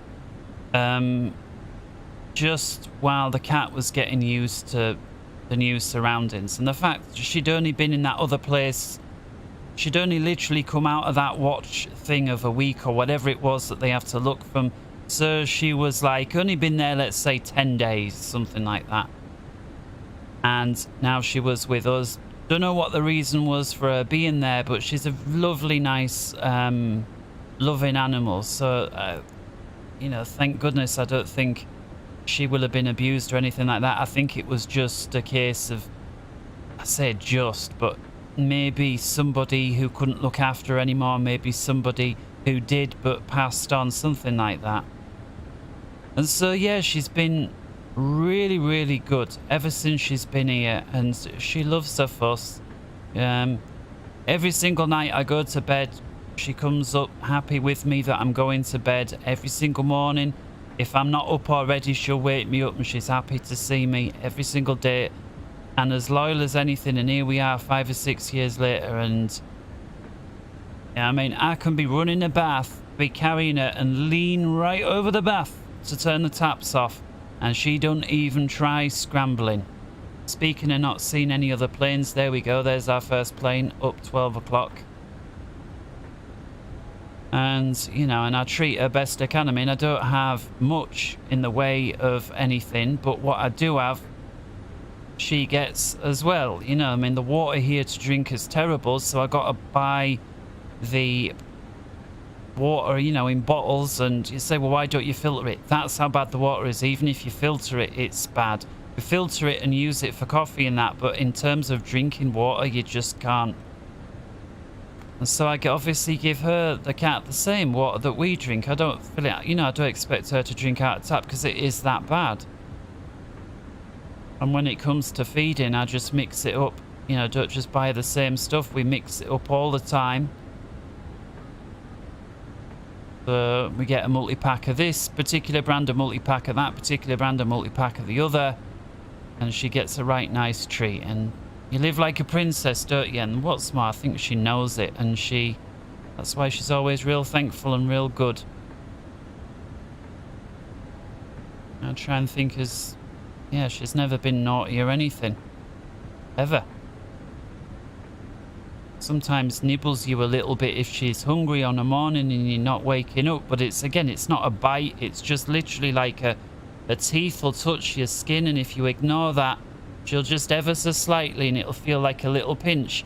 And it's enough. It's not, it doesn't like leave an injury or hurt. But if you're asleep, it's enough to slowly start waking you up. And if you start dozing again, it'll prevent you. Alright, so that's the end of the story of my little cat. I say little. You're not that small, are you, darling? You're not the biggest either, but you're... that's what I'm wanting to do. Set it into night mode. As the sun turns into an egg on its way over.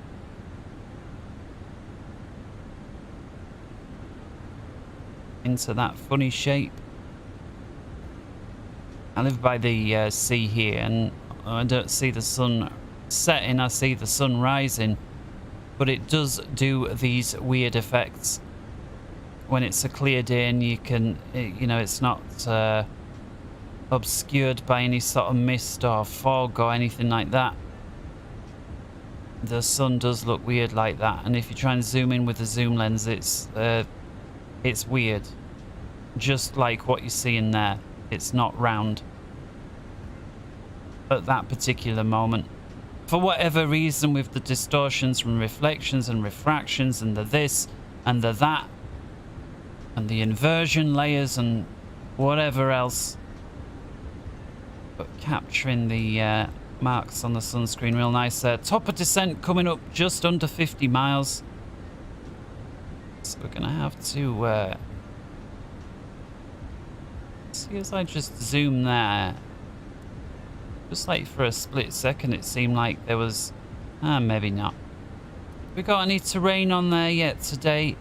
You're not showing it. I know why. It's probably because I've done that before on this one. Forgot to turn that up. There we go. That's the problem. I was wondering why it wasn't working before. Usually that was on by default, like halfway or whatever it was, but it would seem now they turn it off entirely. Let's have a little look outside. Whoa! That funny view from before. Let's see if I can somehow put this right. There is a reset button with regards to the view, but yeah, I've forgotten it. Never mind. We can set, I'll tell you what. Let's just press it that way. British Airways lit up quite nice there in the sun. In fact, if you just looked at the plane, you'd think that was like broad daylight. But not. There's actually got passengers on this view. No, just the window shades.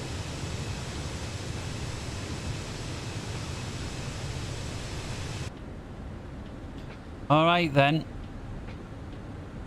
Let's get your side. Have you sorted that out as well? It is what it is. Get your side light on as well.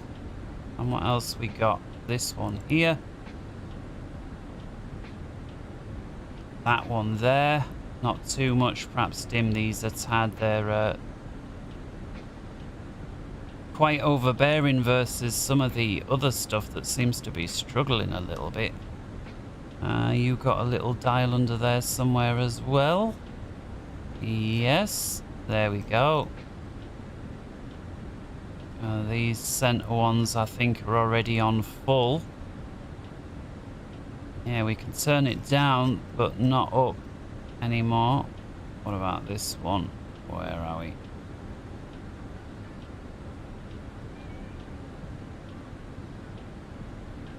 That was the same one. Where's the other one gone? There it is. Yeah, so maybe we can turn that one down just a notch. Center screens, we'll turn those down, get rid of the glow a little bit. We'll turn these McDoos down just a notch or two as well. They even turn down, they don't seem to be changing much. Never mind. Tell you what though, this side light here suddenly become quite imposing. Alright, so with regards to our descent info that's just come in, seeing as we're getting awfully close to top of descent now, let's just have a quick look. We'll pull it on a McDo. And we'll get the latest this way. The weather request for MIA. Missing in action in Miami International. METAS, yes. And send that off. And we'll come over to the performance page for the approach. Let's see what we got. Miami info coming in on 22:53 Zulu. So that's only about 15 minutes ago. Winds 050 at 9. Variable 020100. Visibility 10 miles or above. Few clouds at 4, scattered at 8, and 25,000. Temperatures 27 dew point 20. So very warm still. 27 is in. Altimeters 3002. And where's the wind? Oh yeah, we got the winds. Yeah, 050 at 9. Let's plug that in. 050 at 9. Okie doke. That's that in. The only other thing that I want in is the minimums. We're coming right up to top of descent momentarily, so let's get the seatbelt signs on. And coming over here real quick for the ILS, which is what we'll be ending with. Minimums, usually it's 200, but look at this. We're actually 442. In fact, the minimums for the ILS are greater than the Arnav Zulu, which is absolutely insane. I've never seen that before. I guess category 2 or 3, if there even was one, was going to be better, but I've never seen them in so high for an ILS. Whatever. We'll take it. 442. Shouldn't impact us anyways. 442, that is in, and so we're all set. Approach speed 137, landing 32. Coming up to Todd momentarily. About 2 miles to go. Let's try and reset my view somewhat and square that a little bit. Actually, it's not that, is it? It's my track IR. There we go. Look at the sun on its ways down. Just a tiny little bit left. There's the decel message. That sun's going to disappear awful quick now. We'll start going down. We'll drop it down to 24.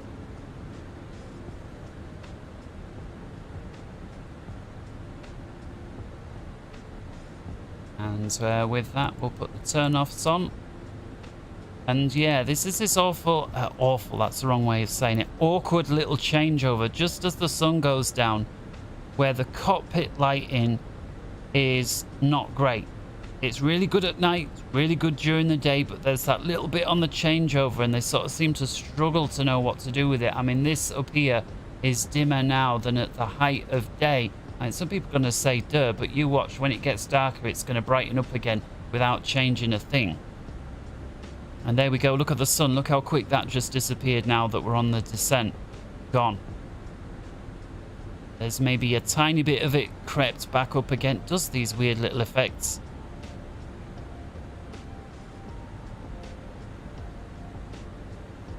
It's giving off these little shimmers off the top. That is what it does. I don't know if you've ever seen footage of people on a clear day where they've zoomed right in with a telephoto. It does seem to be giving off, just like you saw there, these little weird kind of effects. So what we got here, Clier, flight level 210 or above. Well, we're ways above. Let's try and somewhat comply with the style, and let's turn this down. Not off, I just want it down a little bit. A little bit more. There we go. How quick everything went from just not quite enough to too much. We'll turn our displays down a little bit as well so they're not too right. Maybe just a hair more. There we go. Standby ones are great. Your side, turn that down a little bit as well, and turn these back down also. And again, your side light is all of a sudden far too bright. Even a little bit more. There we go. That'll do. That'll do. We can live with that. I said we'd be coming in for a nice sunset at Miami, and here we are. What a sunset it's been. And there's our little overlay as well. Wonder what it looks like in the cabin. Oh, bright as ever. I don't think on this one you can change the cabin, can you? At least not directly. Sometimes you've got a cabin brightness on some of the, like the Boeing 767, and sometimes you can use the little tablet here on the side, but I'm not sure what the score is with this one. Alright, system says it wants more drag. It slowed us down to 280. There is a 280 speed knot restriction in 10 miles. I don't quite get why it slowed us to 280, 10 miles ahead of the strict restriction. Could have put more parasitic in.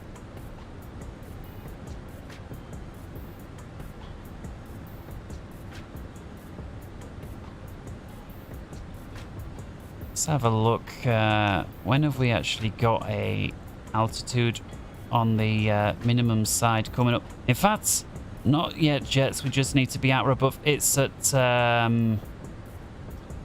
Nikon here. We need to be between 12 and 14,000 at or below 280, I guess. So let's go ahead, pull the boards out,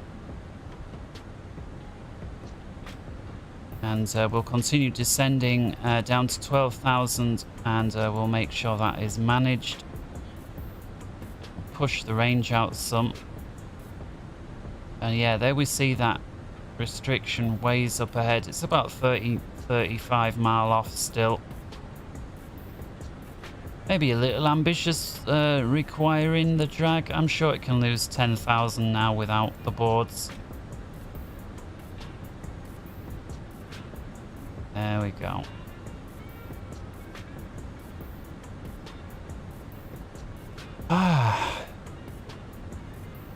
All seems to be going okay.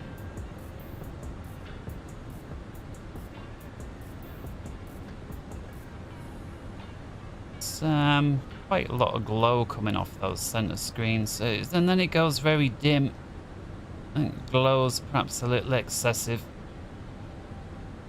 like the real old TVs, you know. There never was a black until Samsung invented what black was really all about way back when. I guess now everyone's doing it, but I remember Samsung being the first with that, and black actually was black.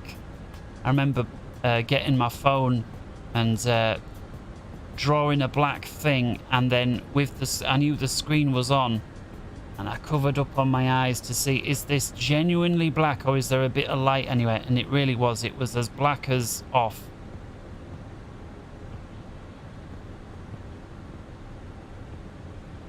Right, so we're through the 280 at jets, and it's actually putting us in at about 285. It's requesting more drag once again.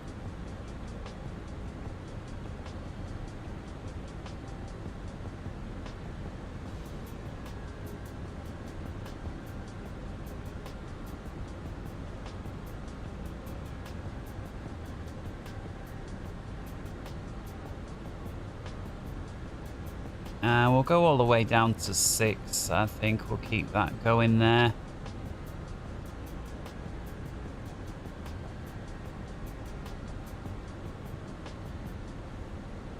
And let's go ahead and override the speed, seeing as it is struggling to comply with that restriction. We'll put 280 in. I get there's always a little window of a few knots that it'll let you take in excess of the restriction.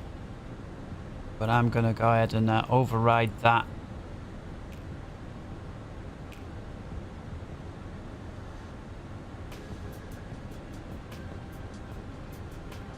When does it reckon we're going to get to 14,000? What's the current story with regards to that? Necken.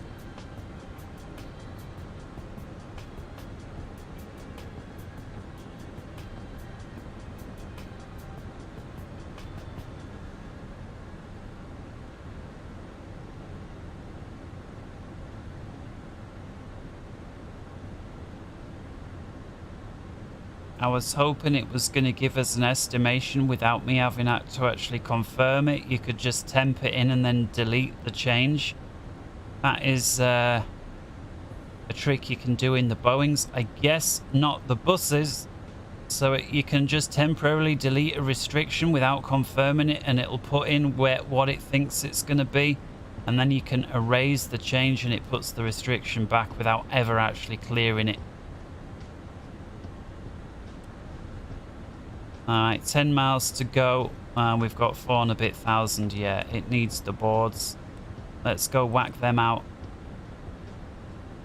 And altimeters standard at this point. Was it... I can't remember. Let's have a little look. What did it say? 3002.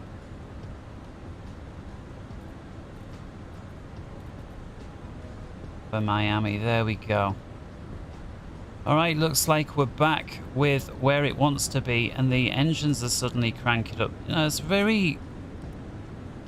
The margins for where it's moaning are very tight on this one.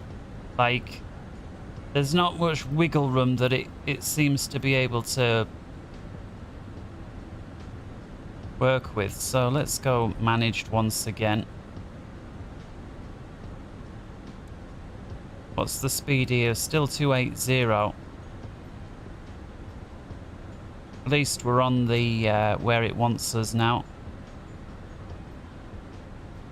But now look at this, the speed's dropping. After all that with the boards, the speed's falling off even though we're descending on the prescribed descent rate.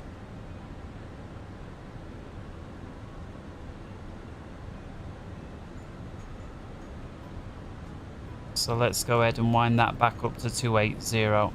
Is it a max or is it that's what you got to be at? Yeah, it's what it wants you at. So I guess that's so the traffic doesn't start piling up behind you. You know, everybody's coming in at the same. Alright, so we're through at 280. Now we can descend, or reduce rather, to 250. So I'm going to increase that, reduce the music. In fact, let's stop the music for now. And lights wise, let's have a little look at the dome. There's dim. There's bright. Okay, dumb. The dome is very usable at this time of day. And I love the way that these lights look when they're on. I think the way that they've captured that looks really good. It's not just a solid block. It's, you can see it varies a little bit brighter in the middle, bit dimmer at the edge, as you'd expect, right? But not everybody does that. That's one of the weaker sides, again, of X-Plane versus 2020.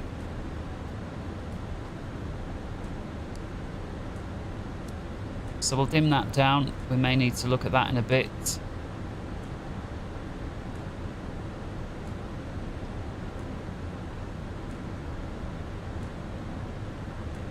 I'm going to get rid of the terrain. We got visual. We got no working weather. It is what it is. Miami is right up in front of us. It's always that tiny little pause when you zoom in and out. I'm not entirely sure what that's about. Just is what it is. We're about to go through 10,000 feet in 1,000 feet or so. So I'm going to go ahead with the lights because otherwise I'm going to forget what I'm thinking about. Come on, this is one of the things that drives me insane about 2020. It's really hard sometimes to get the mouse right where you need to, and then it just zooms in a bit, zooms in a bit, zooms in a bit.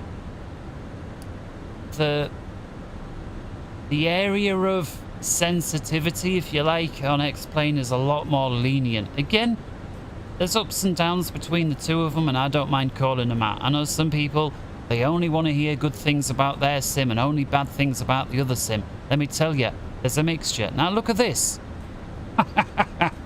I don't believe it.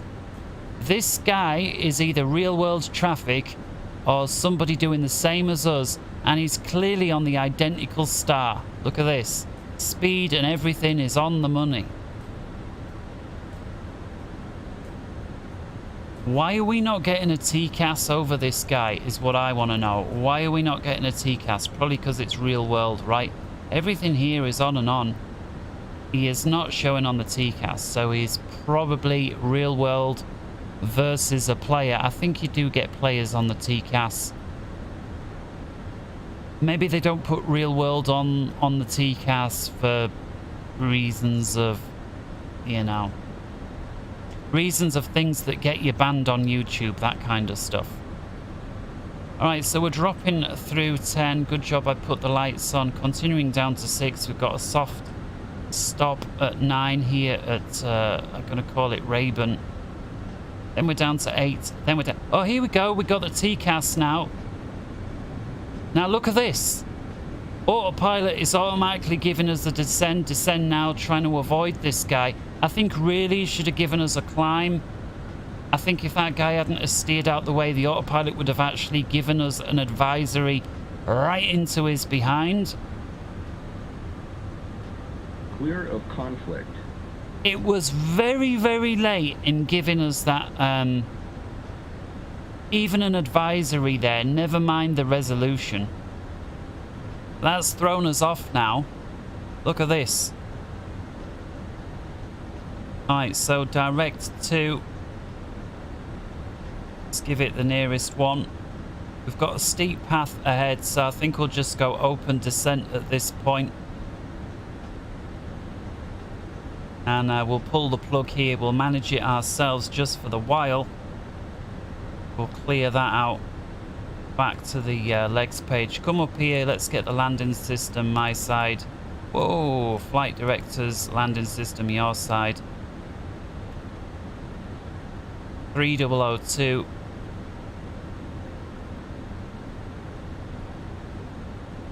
Now what is the QNH for such a thing? 1017. Let's get that rigged up down here. 1017. Okie doke. Alright. Now remember we cut out that excessive bit earlier on. So I'm going to stick the boards out once more. Continue dimming this display some. Tell you what, we'll put that on the minimum setting. There we go.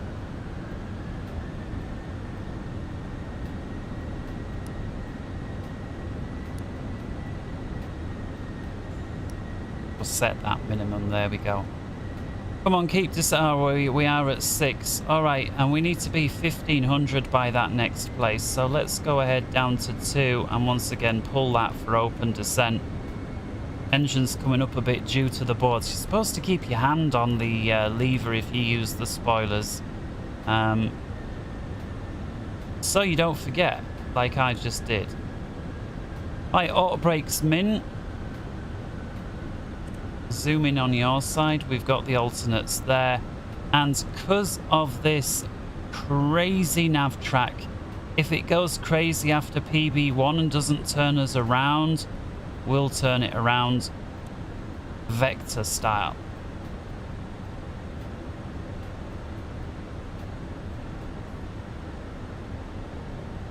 Let's go full boards and we'll drop the speed down to green dot or thereabouts. We'll go 210. I mean, ideally you want more parasitic when you've got the boards out, but it's all good. We've not got that far left to go. I may also go flaps 1 at this point. Let's go ahead and seat the cabin crew. Ding dong there, and everything else is as is for now. Yeah, we're getting this crazy detour now, so let's vector ourselves round. Pull.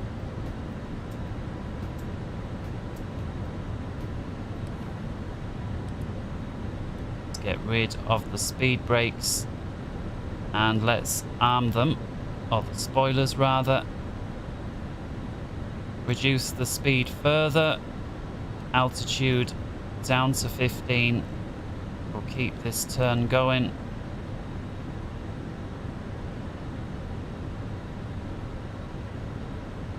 There we are. No idea what happened with this crazy nav thing here. It was off the charts. BS. Some glitch.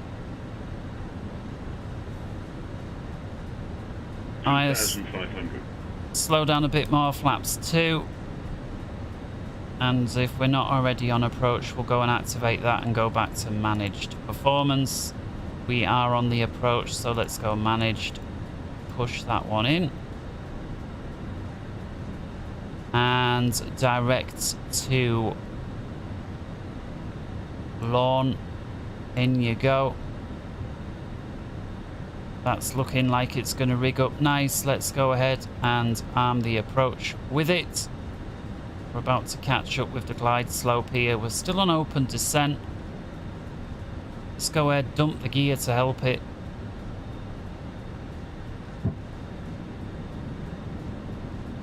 And it may struggle a little bit with this intercept based on this very shallow inline. So I'm just going to roll it left a tad, but with the approach still armed, just to help it grab the localizer before we shoot through the glide slope.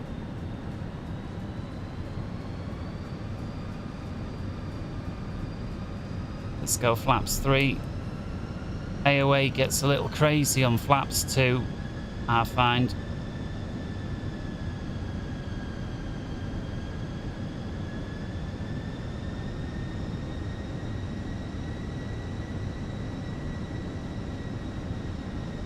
And there we go. Glide slope captured. Lodestar boxed.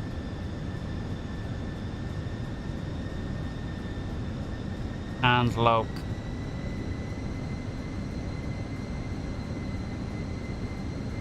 GS start. Let's go flaps full. And give them a ring-a-ding up back. Cabin says ready. And clear to land. Autopilot. Ah, come on, you can do it, autopilot. This isn't that difficult. GS is finally boxed. And loc is finally boxed. Alright, missed approach. Better late than never to put this in right. Is up to 3,000 via the procedure. Let's just leave it at that. Alright, I'm going to disconnect.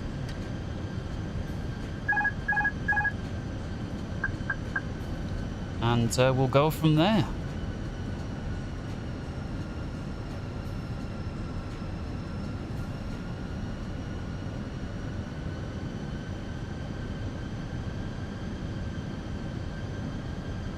Yeah, in real life coming in at Frankfurt, it's about now that ATC give us a sidestep between what was then just the 2 runway setup.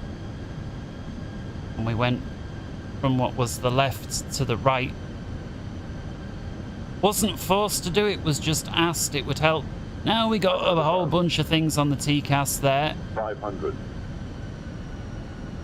Don't know why I didn't see those, why they weren't showing before, but we can clearly see them out the window. Look how many aircraft we got over there, man. Minimum continue, it's all good.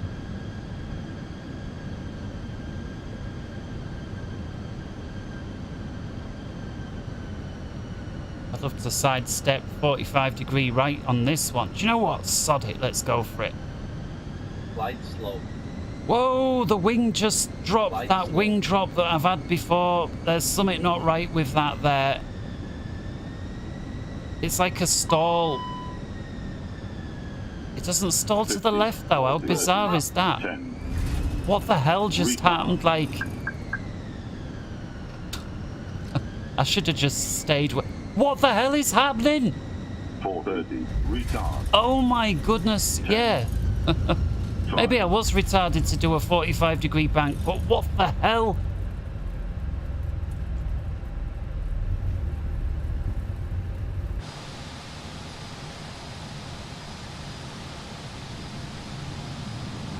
What the hell?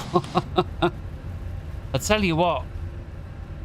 I mean, it was all looking pretty good until that point, wasn't it? Let's be honest, but yeah, there you go. That's why Flight Sim is still not replacing the other simulators.